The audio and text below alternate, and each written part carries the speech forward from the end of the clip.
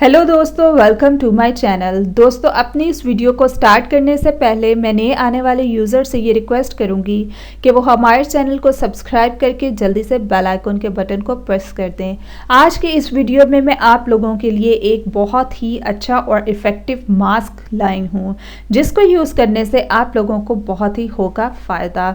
दोस्तों, आज का टोटका हमारा स्पेशली उन लोगों के लिए है जिनको वाइट होने का बहुत शौक होता है। आज हमारा टोटका वाइटनिंग मास्क का है। मैं आपको बताऊंगी कि आप लोग इसको कैसे बना सकते हैं। दोस्तों, आप लोगों ने संदल पाउडर एक खाने का चम्मच लेना है। उसके बाद आपने हुस्ने यूसुफ 1/4 चम्मच चाय का लेना है।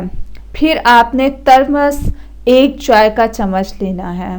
फिर उसके बाद जो चीज़ आपने ऐड करनी है वो है मुराद संग 1/4 चाय का चम्मच। मुल्तानी मिट्टी लेंगे 1 खाने का चम्मच और गुलाब का अर्क लेंगे हस्बे ज़रूरत। दोस्तों, अब आपने इसको बनाना कैसे है।